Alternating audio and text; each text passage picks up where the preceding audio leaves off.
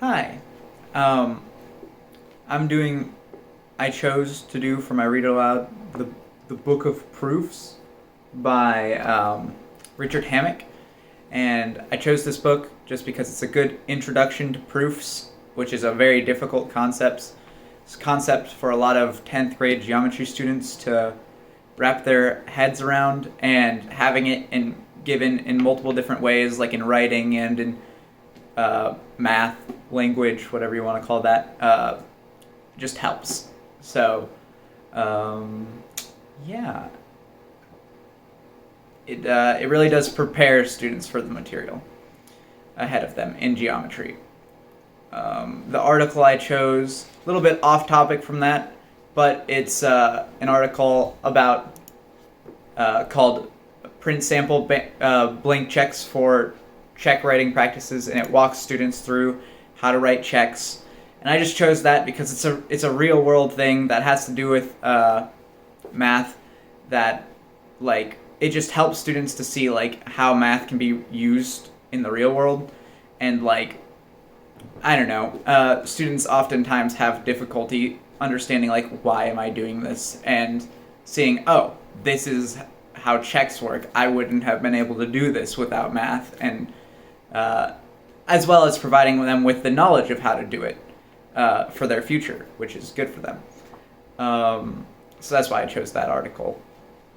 And then my three OACSs are explain proofs of the laws of sines and cosines and use the laws to solve problems, analyze and justify an informal proof of the Pythagorean theorem and its converse, and solve real-world and mathematical problems leading to pairs of linear equations in two variables, which all three of those things, this book and that work, will lead into being able to do those things fairly nicely, in my opinion.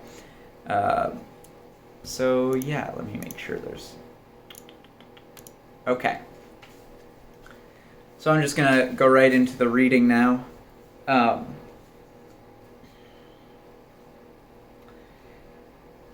This core of this book is an expansion and refinement of lecture notes I developed while teaching proofs courses over the past 18 years at Virginia Commonwealth University, a large state university, and Randolph-Macon College, a small liberal arts college. I found the needs of these two audiences to be nearly identical, and I wrote this book for them. But I am mindful of a larger audience. I believe this book is suitable for almost any undergraduate mathematics program.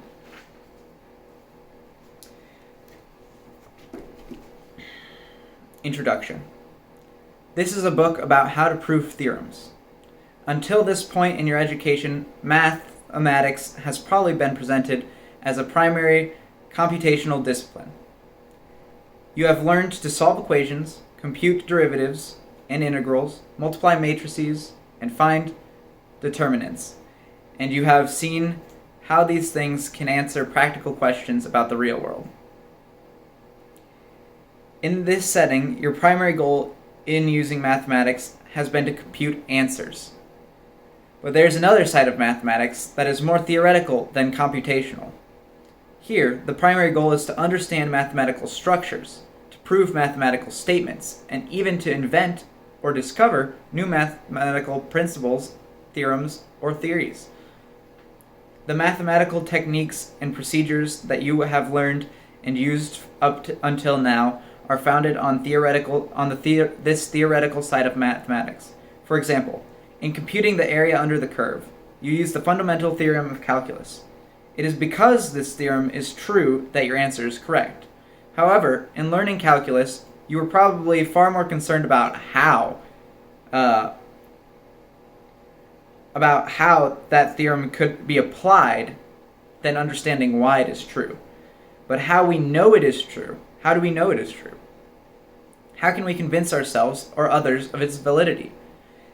Questions of this nature belong to the theoretical realm of mathematics. This book is an introduction to that realm.